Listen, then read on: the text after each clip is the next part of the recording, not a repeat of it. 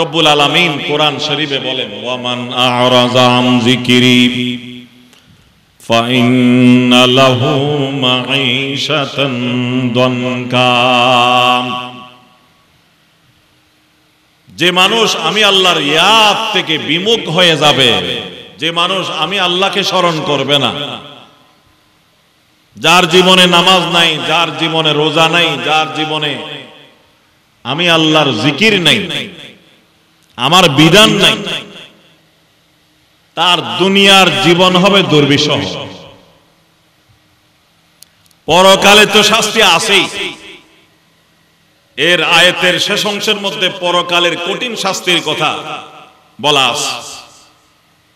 সেদিকে না গেলাম, দুনিয়াতেও কোরআন বলছে তাদেরকে জীবনে আফত বিপদ দিয়ে আল্লাহ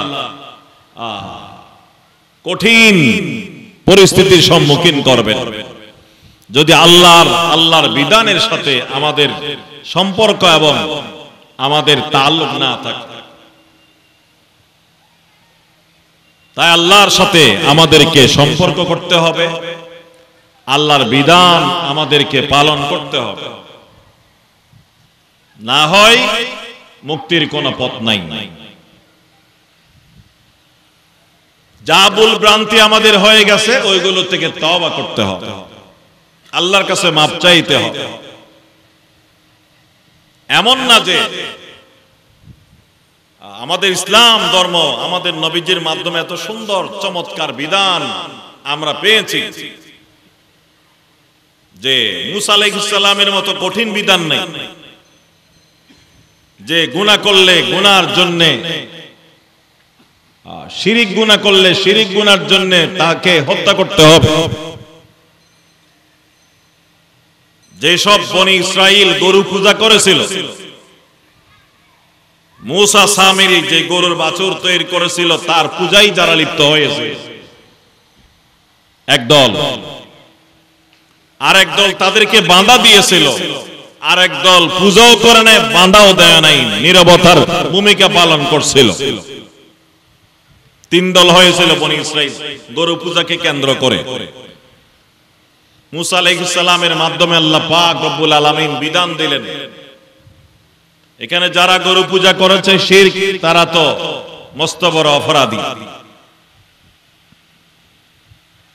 তারা ক্ষমার অযোগ্য অপরাধ করেছে। আর যারা নীরবতা পালন করেছে, গরু পূজাও করে নাই, গরু পূজারীদেরকে নিষেধ করে নাই, তারাও অপরাধ করেছে। কেন?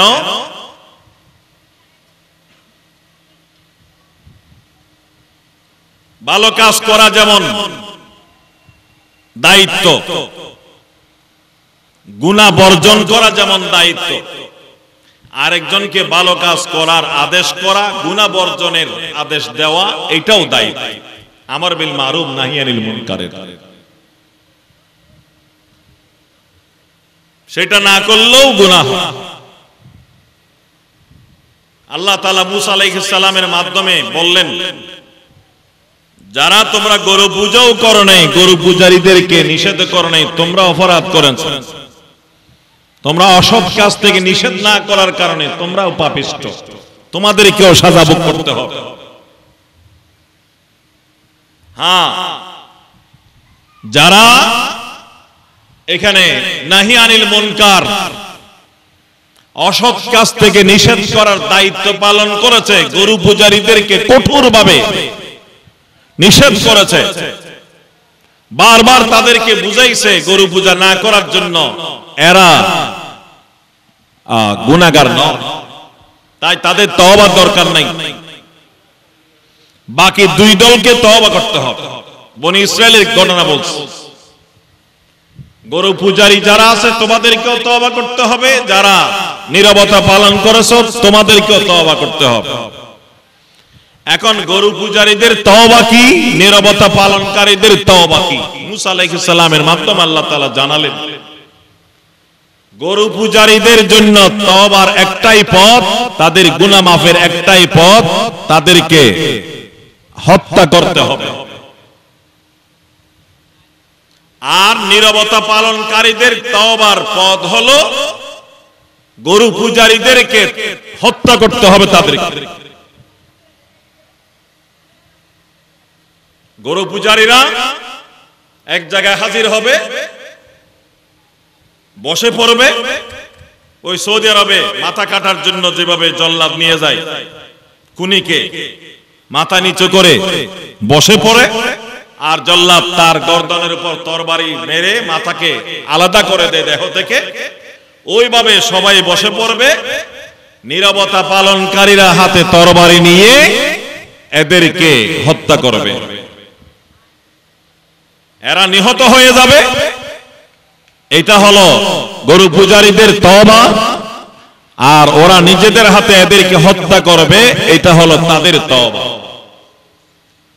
মুসা আলাইহিস সালামের নির্দেশে তারা একত্রিত হয়ে গেলেন।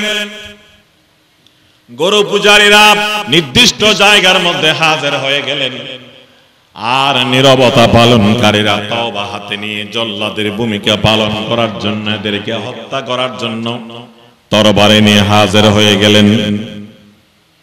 মুসা আলাইহিস সালামের পক্ষ থেকে নির্দেশ দেওয়া হলো, এইবার তোমরা অপারেশন শুরু করো, এদেরকে কাটতে শুরু করো। এই গরু পূজারীদের মাথা দেহ থেকে আলাদা করে দাও। এখন যখন এদেরকে হত্যা করতে যায়, এদেরকে খুন করতে যায়, বলে হত্যা করতেছে, এটা অপরাধ না? মানুষ খুন করা, মারা অপরাধ যদি অন্যায় ভাবে হয়। এই জন্য কোরআন এবং হাদিসের মধ্যে কতলুন নফস, মানুষ হত্যা কবিরা গুনাহ, এটার পরে একটা শর্ত জুড়ে দেওয়া আছে, বেগাইরে হক, অন্যায় ভাবে, না হক ভাবে মানুষ হত্যা করা, এটা হলো অপরাধ। তাহলে না হক শব্দ শর্ত জুড়ে দেওয়ার কারণে বোঝা গেল হক এবং ন্যায়সঙ্গত ভাবে হত্যারও কিছু কি আছে, অপশন আছে। সেটা আমাদের শরীয়তে হলো তিনটা। একটা হলো খুনি, আন-নাফসু বিন-নাফস। দুই নাম্বার আস-সাইয়্যিবুজ জানি, আমাদের শরীয়তে রাসূলুল্লাহর হাদিস, বিবাহিত নারী পুরুষ যদি জিনার মতো, ব্যভিচারের মতো অপরাধে লিপ্ত হয়, তাদের সাজা মৃত্যুদণ্ড। তিন নাম্বার আত-তারিকু লিদীনিহি আল-মুফারিকু লিল জামাআ, কোন মুসলমানের সন্তান, কোন মুসলিম যদি ইসলাম ধর্ম ত্যাগ করে আল্লাহ রাসূল কোরআনের বিরুদ্ধে বক্তব্য দিয়ে বিধর্মী হয়ে যায়, যাকে আমরা বলি মুরতাদ শরীয়তের পরিভাষায়, তার শাস্তি হলো মৃত্যুদণ্ড। قال النبي صلى الله عليه وسلم لا يحل دم امرئ مسلم إلا بإحدى ثلاث النفس بالنفس والثيب الزاني والتارك لدينه المفارق للجماعة أو كما قال النبي عليه الصلاة والسلام। আমাদের শরীয়তে তিন অপরাধে মানুষকে খুন করা বৈধ। মুসা আলাইহিস সালামের শরীয়তে শিরক, গুনাহে কবিরা এমন অপরাধ যার কারণে মানুষকে খুন করা বৈধ। আল্লাহ তাআলা বিধান দিলেন মুসা নবীকে। তাই তারা তরবারি নিয়ে, কারা জল্লাদের ভূমিকা পালন করতেছে, কারা যারা নীরবতা পালন করেছে, গরু পূজারীদেরকে, শিরককারীদেরকে যারা নিষেধ করে নাই। এরা যখন মারতে গেল, দেখেছে নিজের ভাই, চাচাতো ভাই, জ্যাঠাতো ভাই, নিজের আপনজন, সমাজের লোক, এখন আপনজনকে দেখে চিনে, চেহারা দেখে দেখে কিভাবে হত্যা করবে এটা তারা পারতেছে না। তারা এসে মুসা নবীকে জানালেন, হে আল্লাহর নবী মুসা, আপনি নির্দেশ দিয়েছেন আমাদের তওবার একটাই পথ, আল্লাহকে রাজি করার জন্য আমাদেরকে এই কাজ করতে হবে, জল্লাদের ভূমিকা পালন করতে হবে। আমরা তরবারি নিয়ে গেলাম এদেরকে মারার জন্য, কিন্তু দেখলাম এরা আমাদের আত্মীয় স্বজন, কেমনে মারব? আমরা তো পারছি না। মুসা আলাইহিস সালাম বললেন, কথা তো ঠিক, দেখে শুনে তোমরা পারবে না এরকম। তোমাদের যে বন্ধন আছে, আত্মীয়তা আছে, রক্তের বন্ধন আছে, এটা তোমাদেরকে বাধা দিচ্ছে। তোমরা এই কাজ করতে তোমাদের কষ্ট হচ্ছে, আমি বুঝতে পারলাম। আল্লাহর কাছে দোয়া করলেন মুসা নবী, আল্লাহ এরা তো পারছে না, এরা অপারক, এখন আপনি বিকল্প ব্যবস্থা দেন। আল্লাহ তাআলা বলেন ঠিক আছে, পারছে না মানি, দেখে দেখে তারা আপনজনকে খুন করতে, হত্যা করতে পারছে না, না দেখার পরিবেশ আমি আল্লাহ করে দেব। দিনের বেলা ছিল, আল্লাহ তাআলা এমন মেঘ দিলেন, মুহূর্তের মধ্যে পুরো এলাকাটা এমন অন্ধকারাচ্ছন্ন হয়ে গেল, একজন আরেকজনকে দেখবে দূরের কথা, নিজের শরীরও নিজে দেখতেছে না। এইবার আল্লাহর নির্দেশে মুসা নবী তাদেরকে হুকুম করলেন, এইবার তোমরা কাজ শুরু করো, জল্লাদের ভূমিকা পালন। এখন ওরা কাটতে শুরু করলো, মারতে শুরু করলো, এরা মরতে শুরু করলো। ওই গরু পূজার শাস্তি দেওয়া হচ্ছে। মুসা আলাইহিস সালাম, হারুন আলাইহিস সালাম ময়দানের পাশে সিজদায় পড়ে যার যার কান্না শুরু করলেন, আল্লাহ বনি ইসরাইল আজকে শেষ হয়ে যাবে, বনি ইসরাইল আজকে ধ্বংস হয়ে যাবে। এরা গুনাহ করলো, এরা তো তোমার নবী ইয়াকুব আলাইহিস সালামের আওলাদ, এরা তো ধ্বংস হয়ে যাবে। আল্লাহ তুমি এদেরকে মাফ করো, তুমি বিধান দিয়েছো আমার মাধ্যমে, এটাই তাদের একমাত্র তওবার পথ, তোমাকে রাজি করার পথ। আল্লাহ তুমি চাইলে তো মাফ করে দিতে পারো। কিছু এইভাবে নিহত হওয়ার পর, ওরা হত্যা করার পর, মুসা এবং হারুন আলাইহিস সালামের কান্নাকাটির বরকতে আল্লাহ পাক রব্বুল আলামিন মুসা নবীর কাছে ওহী পাঠালেন, ঠিক আছে যা মারা হয়েছে মরছে, এইটুকু শেষ, আর মারার দরকার নেই, বাকিদেরকে আমি আল্লাহ মাফ করে দিলাম।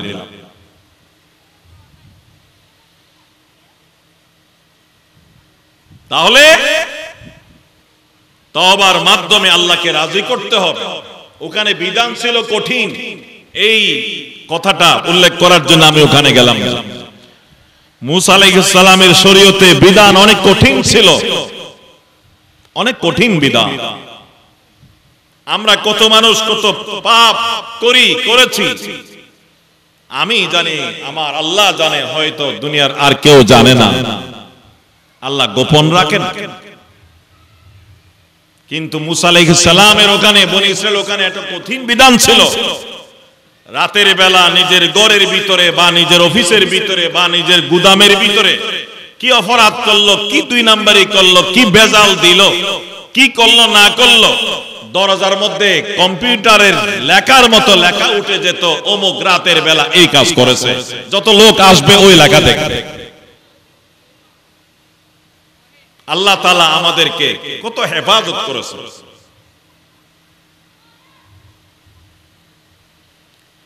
আল্লাহ তাআলা আমাদেরকে তওবার পদ্ধতি দিলেন, মৌখিক তওবা, আন্তরিক তওবা, এর মাধ্যমে আল্লাহ তাআলা আমাদেরকে মাফ করবে।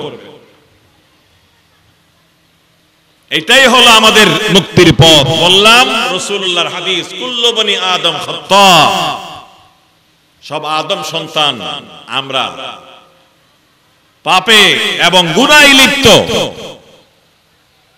এই গুনাহ থেকে মুক্তির জন্য আল্লাহর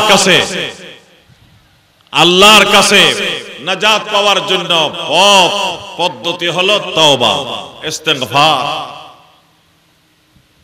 এটা যদি আমরা করি, এর বরকতে আল্লাহ পাক রব্বুল আলামিন আমাদের গুনাহ মাফ করবেন। আল্লাহ কোরআনেও এলান দিয়েছেন, হাদিস শরীফ আল্লাহ রাসূলও বারে বারে কথা বলেছেন, বারে বারে বলেছেন। এবং এই সহজ বিধানেই আমাদের জন্য কিয়ামত পর্যন্তের জন্য। মুসা আলাইহিস সালামের শরীয়তে প্রথম বিধান এত কঠিন ছিল না। বনি ইসরাইলের অবাধ্যতার কারণে, তাদের দুষ্টামির কারণে আল্লাহ পাক রব্বুল আলামিন তাদেরকে কঠিন থেকে কঠিন বিধান দিয়েছেন।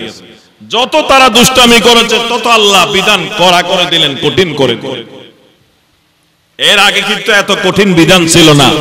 আমাদের এখানে যেমন মৌখিক এবং আন্তরিক তওবা গুনাহ মাফের জন্য যথেষ্ট, এক সময় মুসা নবীর শরীয়তেও এরকম আন্তরিক তওবা, মৌখিক তওবা গুনাহ মাফের জন্য যথেষ্ট ছিল।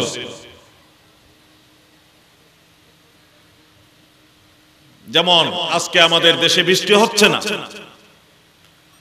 মানুষ এককভাবে দলবদ্ধভাবে বিভিন্ন জায়গাতে দোয়ার আয়োজন করছে। মুসা আলাইহিস সালামের জমানায়ও, শুরুর জমানায় কঠিন বিধান আসার আগে একবার এরকম দুর্ভিক্ষ দেখা দিল। পুরা দেশে দুর্ভিক্ষ, পুরা মুলকে শামে দুর্ভিক্ষ, পানি নাই, কোথাও পান করার পানি নাই, গাছপালা মরে যেতে শুরু করলো। প্রাণ রক্ষার জন্য পানির সংকট হয়ে পড়ল। দলবদ্ধভাবে মুসা আলাইহিস সালামের কাছে আসলো বনি ইসরাইল। আল্লাহর নবী মুসা, আল্লাহর দরবার আপনি দোয়া করুন যেন আল্লাহ তাআলা আমাদের জন্য রহমতের বৃষ্টি বর্ষণ করেন, আমাদেরকে তিনি মাফ করে দেন।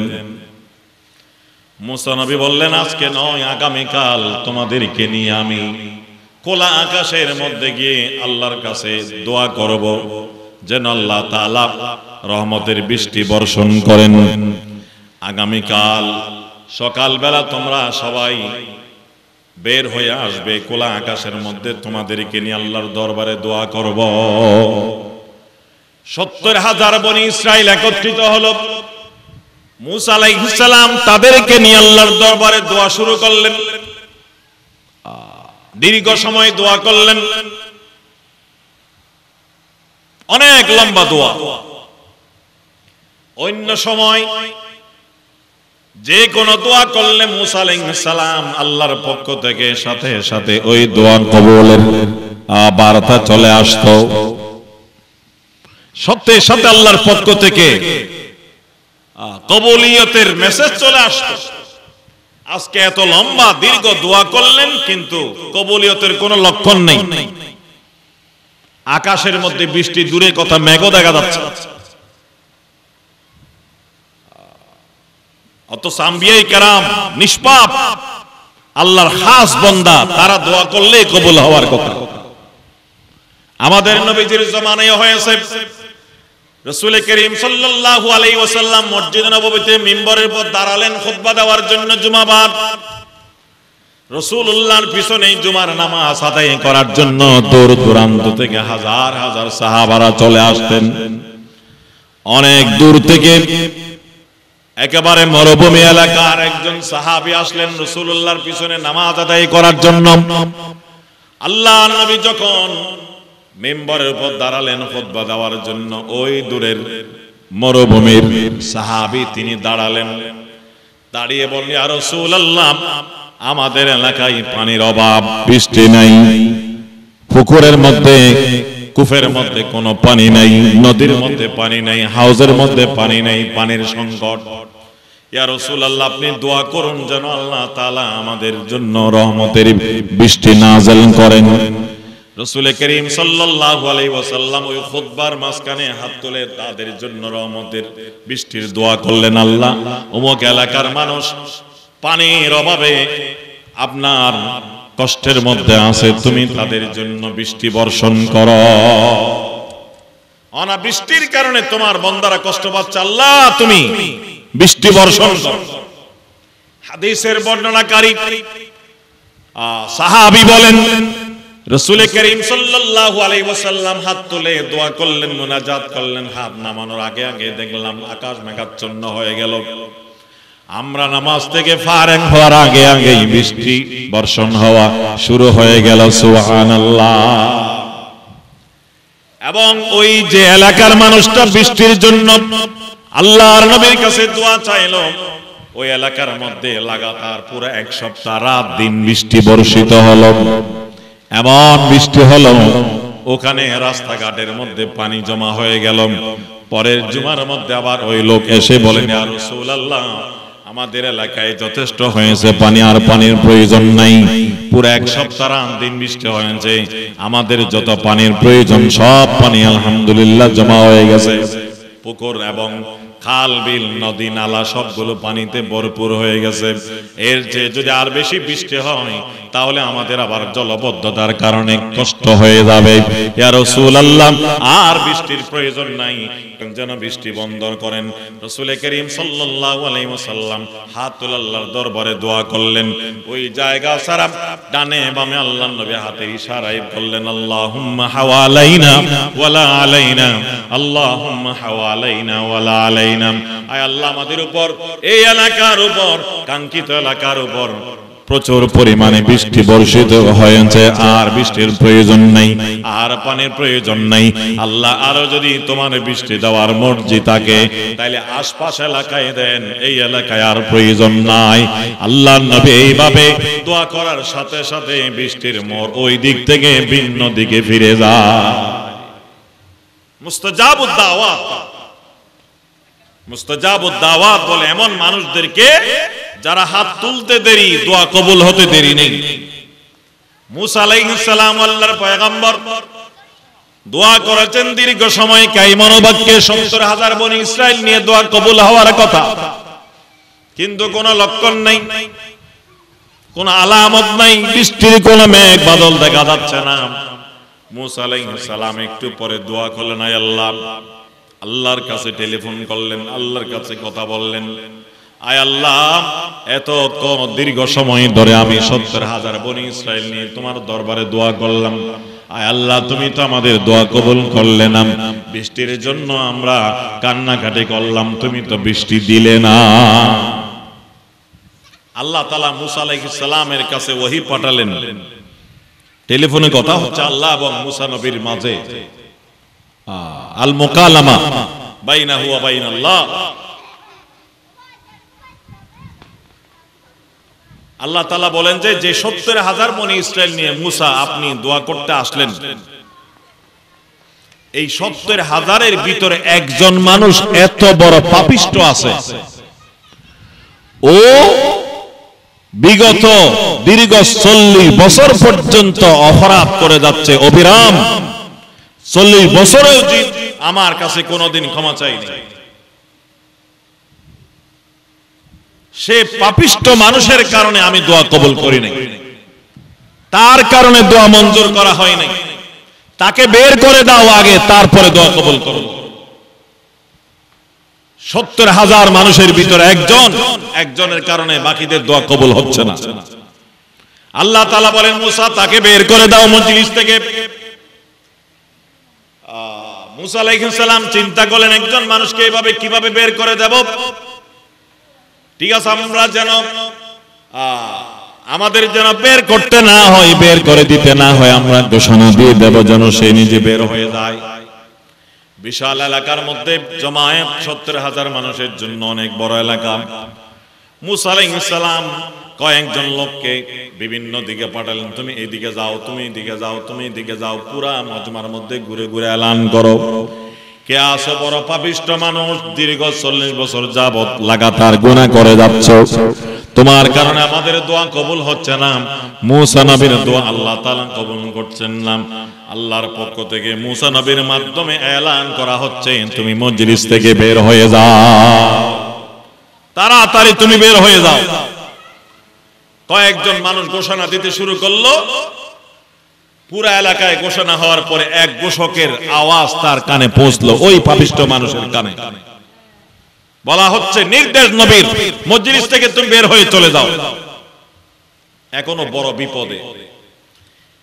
ঘোষণা দেওয়ার পরে এই মুহূর্তে বের হয়ে যাওয়া, আর কেউ বের হচ্ছে না, একজন বের হচ্ছে, তাহলে সবার নজর পড়বে তার উপর। এই পাপিষ্ট মানুষটা তো এই লোকেই মনে হয়, আর যদি না গিয়ে বসে থাকি তখন আরো বড় বিপদ।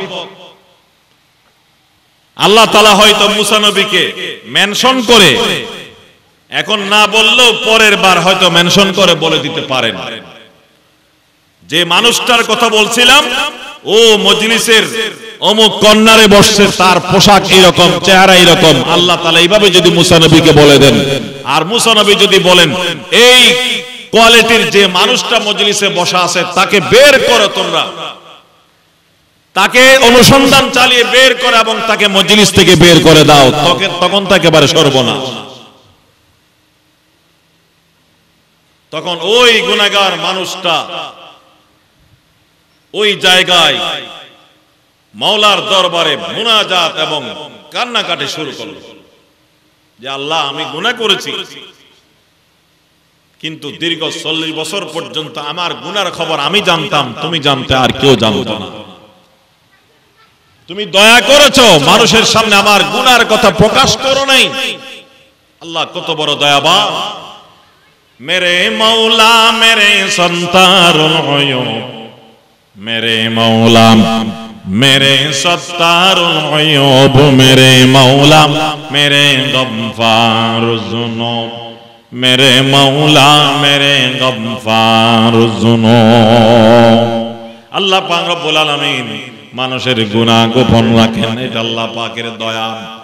হাদিস শরীফে নবীজি বলেছেন, আমরা যারা এলাকার মানুষ, সমাজের মানুষ, মুসলমান সমাজের মানুষ, আমরা একজনে আরেকজনে অনেক গোপন দোষের হয়তো কথা জানি।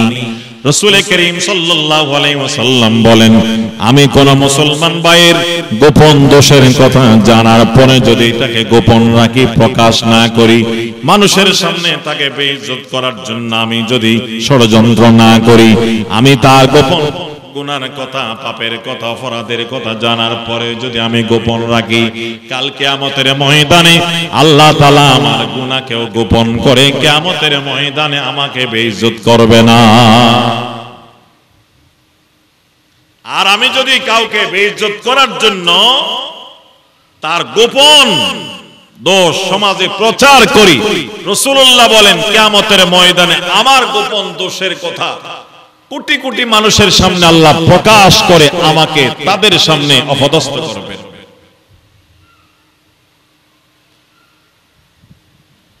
আল্লাহ পাক রব্বুল আলামিন মানুষের অপরাধ গোপন রাখেন। আল্লাহ তো সবকিছু জানেন, জানার পরে গোপন রাখেন, সুযোগ দেন তওবা করার জন্য। এখন ওই 40 বছরের গুনাহগার কি গুনাহ করছে ও জানে, আল্লাহ নিশ্চয়ই ভয়ঙ্কর কোন গুনাহ করেছে, না হলে তার কারণে মজলিসে উপস্থিত থাকার কারণে সে মুসা নবীর দোয়া আল্লাহর দরবারে কবুল হচ্ছে না, এবং আল্লাহর পক্ষ থেকে দ্বিতীয়বার মুসা নবীকে বলা হলো তাকে মজলিস থেকে বের করে দাও, এরপরে দোয়া কবুল হবে। তখন সে যার যার কাঁদতে শুরু করল, আল্লাহ এখন যদি আমি বের হয়ে যাই তখন আমি বেইজ্জত হব, মানুষ মনে করবে আমি সেই লোক।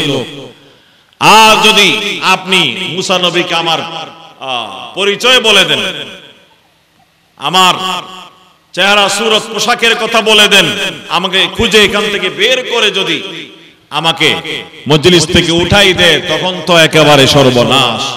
আল্লাহ তুমি 40 বছর আমার উপর রহম করেছো, আজকেও তুমি আমার উপর রহম করো। 40 বছর তুমি আমাকে দয়া করেছো, বেইজ্জত করো না, আজকেও তুমি আমাকে বেইজ্জত করো না। মওলা, আমি তোমার সাথে আমি ওয়াদাবদ্ধ হচ্ছি, আল্লাহ মওত পর্যন্ত আমি আর গুনাহ করব না। খাঁটি তওবা যাকে বলে। ইয়া আইয়ুহাল্লাযীনা আমানু তুবু ইলাল্লাহি তাওবাতান নাসুহা আসা রাব্বুকুম আন ইউকাফফিরা আনকুম সাইয়্যাতিকুম। আল্লাহ তাআলা কোরআন মাজিদের মাধ্যমে বলেন, হে ঈমানদাররা, তোমরা আল্লাহর দরবারে খাঁটি ভাবে তওবা করো, খাঁটি তওবা, তাওবাতান নাসুহা আসা রাব্বুকুম আন ইউকাফফিরা আনকুম সাইয়্যাতিকুম। যদি খাঁটি তওবা করো, আল্লাহ পাক রব্বুল আলামিন তোমাদের तमाम গুনাহ maaf করে দেবে। তওবাই নাসুহা করলে, যথাযথভাবে তওবা করলে আল্লাহ পাকের ওয়াদা কোরআন শরীফ আছে, আল্লাহ তাআলা গুনাহ maaf করবেন। শুধু গুনাহ maaf নয়, আল্লাহ তাআলার যদি দয়া হয় কারো প্রতি, গুনাহ maaf করার পরে গুনার জায়গাতে সওয়াব লিখে দিয়ে আল্লাহ পাক শূন্যস্থান পূরণ করে দেবেন। ওয়ায়ুবাদদিলুল্লাহু সাইয়্যাতিহিম হাসানাত। মুফাসসিরিনে কেরাম লিখেছেন এই আয়াতের আন্ডারে আল্লাহ এই দয়া কেন করবেন কোন বান্দার প্রতি?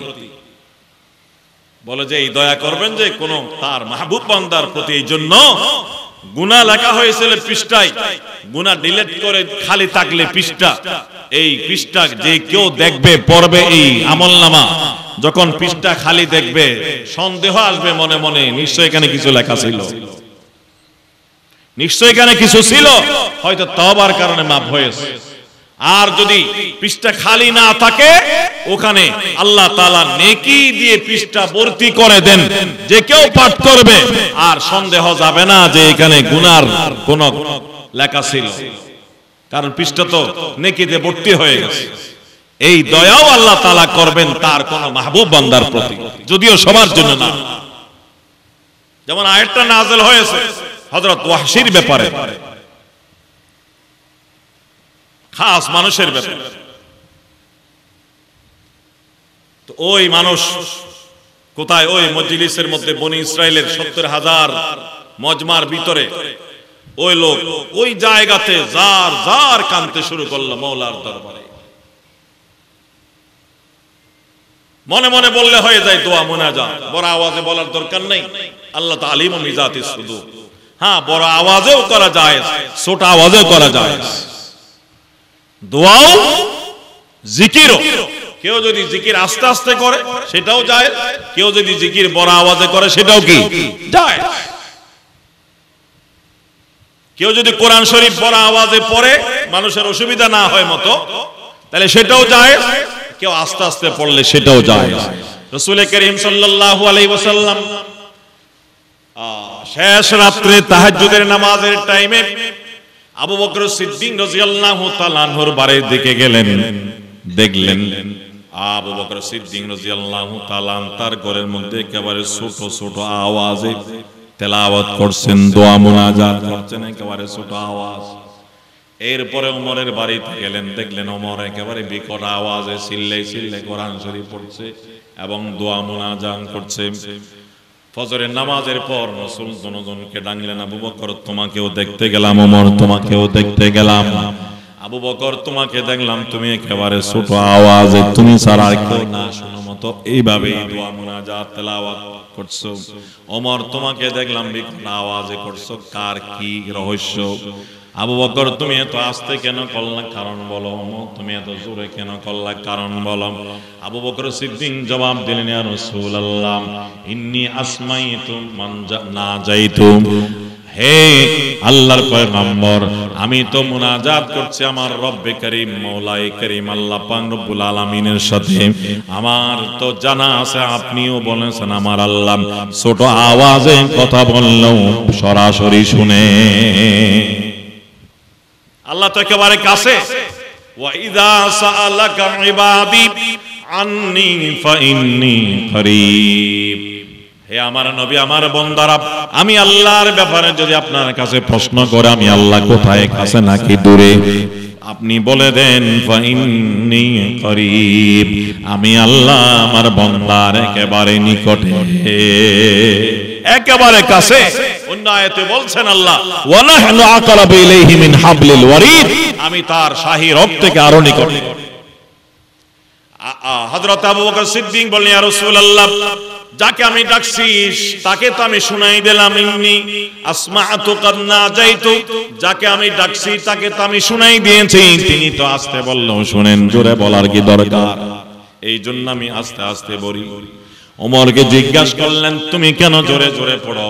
তখন ওমর বললেন দুই কারণে, এক নম্বর শয়তানকে বিতাড়িত করার জন্য, দুই নম্বর শুধু আমি করলে তো হবে না, এখানে আশপাশে ঘরের মধ্যে যারা আল্লাহর বান্দারা আছে অনেকে ঘুমাচ্ছে, তাদেরকে জাগ্রত করাই দেওয়ার জন্য, ঘুম ভাঙাই দেওয়ার জন্য আমি জোরে জোরে করছি।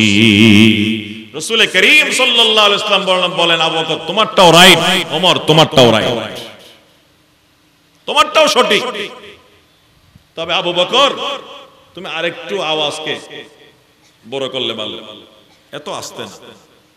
ওমর তুমি যেভাবে বড় আওয়াজে করো এরকম না, আরেকটু কম করলে ভালো, লিবারেলে চলে আসো, মধ্যম পন্থায় চলে আসো।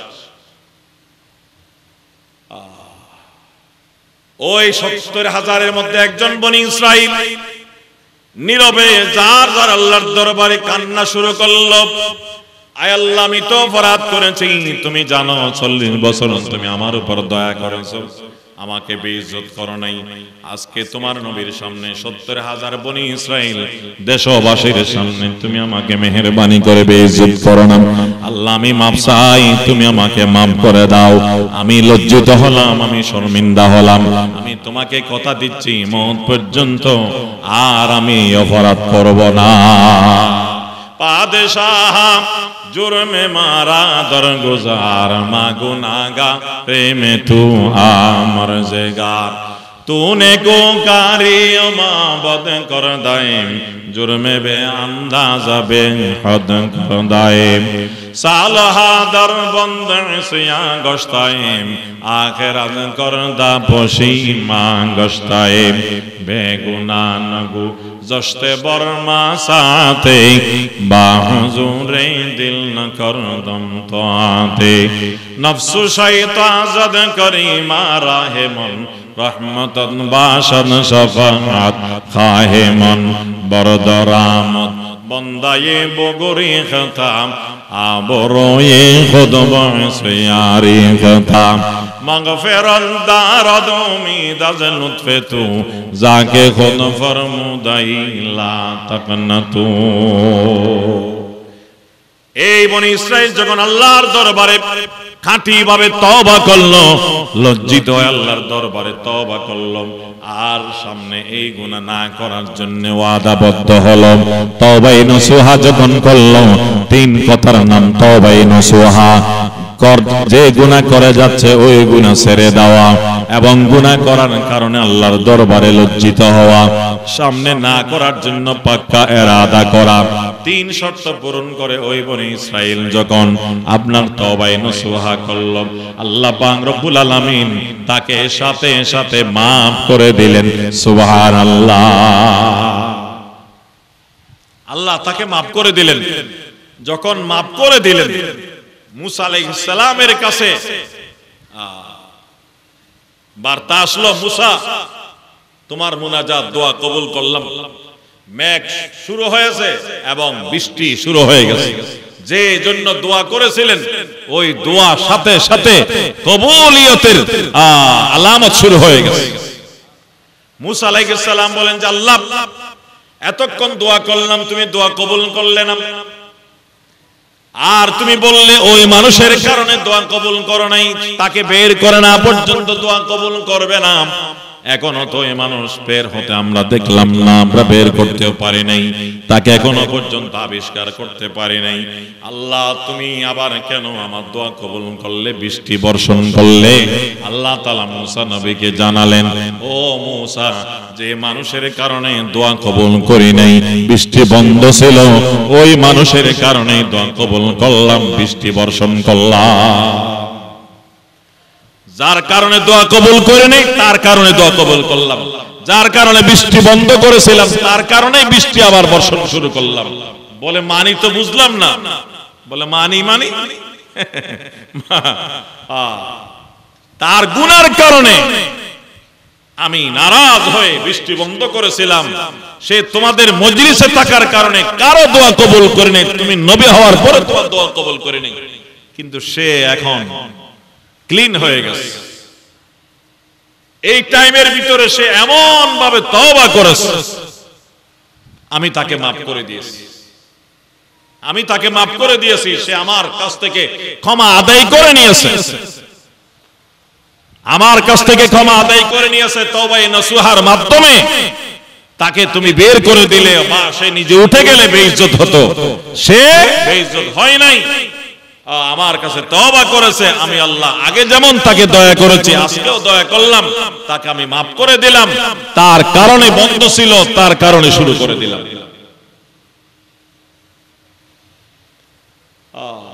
তো এই যে আমাদের দুর্বিষহ জল এবং স্থলের মধ্যে বিভিন্ন ফাসাদ, বিভিন্ন অনিয়ম, এইগুলো সব আমাদের গুনার কারণে। কোরআনের কথা আল্লাহ পাক বলেন, যাহারাল ফাসাদু ফিল বাররি ওয়াল বাহরি বিমা কাসাবাত আইদিন নাস। শুধু জমিনের মধ্যে নয়, সাগরের মধ্যেও, জমিনের মধ্যেও যত ফসাদ, যত বিপর্যয়, যত নিয়ম, যত বিশৃঙ্খলা, সবগুলো মানুষের গুনার কারণে হয়। অনাবৃষ্টি, বৃষ্টি বন্ধ, এটা গুনার কারণে। দুবার ইস্তিগফার। নূহ আলাইহিস সালাম তার কওমকে ওয়াজ করছেন, ফাকুলতুস্তাগফিরু রাব্বাকুম ইন্নাহু কানা গাফফারা ইউরসিলিস সামাআ আলাইকুম মিদরারা ওয়া ইউমদিদুকুম বিআমওয়ালিন ওয়া বানিন ওয়া ইয়াজআল লাকুম জান্নাতিন ওয়া ইয়াজআল লাকুম আনহারা। নূহ আলাইহিস সালাম বলেন, আমার জাতি, আমার কওম, তোমরা আল্লাহর কাছে ইস্তিগফার করো, আল্লাহর কাছে গুনাহ মাফ চাও। যে যে যত বড় গুনাহগার তত বড় তওবা করো, যে যত বেশি তওবা গুনাহ করেছো তত বেশি তওবা করো, যে যতবার গুনাহ করেছো ততবার তওবা করো। ইস্তাগফিরু রাব্বাকুম, তোমরা তোমাদের রবের কাছে তওবা করো। ইন্নাহু কানা গাফফারা, এমন নয় যে আল্লাহ তুমি গুনাহ করেছো রাগ করে তোমাকে ক্ষমা করবেন না, বরং তুমি যদি যথাযথ তওবা করো, শর্ত পূরণ করে যদি তওবা করো, নিশ্চয়ই তিনি বড় ক্ষমাশীল, তোমাকেও ক্ষমা করবেন। আর তোমাদের গুনার কারণে যে বৃষ্টি বন্ধ হয়েছিল, ইউরসিলিস সামা আলাইকুম মিদরারা, ইস্তিগফার করলে, গুনাহ মাফ চাইলে, তওবা করলে আল্লাহ পাক রব্বুল আলামিন তোমাদের জন্য আসমান থেকে জরুরত এবং প্রয়োজন মোতাবেক বৃষ্টি বর্ষণ করবেন। ইউরসিলিস সামা আলাইকুম মিদরারা ওয়া ইউমদিদুকুম বিআমওয়ালিন ওয়া বানিন, ইস্তিগফার করলে তিনি তোমাদেরকে সম্পদ দান করবেন, সন্তান দান করবেন। ওয়া ইয়াজআল লাকুম জান্নাতিন ওয়া ইয়াজআল লাকুম আনহারা, এবং তিনি তোমাদেরকে বাগান দান করবেন, নদ নদী দান করবেন, তোমাদের জন্য বাগান সৃষ্টি করবেন, নদ নদী পানিতে ভর্তি নদী নালা আল্লাহ তাআলা তৈরি করে দেবেন, সৃষ্টি করে দেবেন, যদি তোমরা ইস্তিগফার করো। قال النبي صلى الله عليه وسلم من لزم الاستغفار جعل الله له من كل هم فرجا ومن كل ضيق مخرجا ورزقه الله من حيث لا يحتسب। আল্লাহর নবী বলেন, আমাদের প্রাণপ্রিয় নবীজি বলেন, মান লাজিমাল ইস্তিগফার, যে মানুষ ইস্তিগফারকে আবশ্যক করে নেবে, ভাত খাইবা না খাই, নাস্তা করিবা না করি, ঘুম যাইবা না যাই, ইস্তিগফার ছাড় নাই। সকালে ইস্তিগফার, একেবারে না পারলে 10 বার, মধ্যম হলে 100 বার, বেশি পারলে 1000 বার। মাল্লাজিমাল ইস্তিগফার, যে নিয়মিত ইস্তিগফারকে আবশ্যক করে নেবে, 3টা পুরস্কার।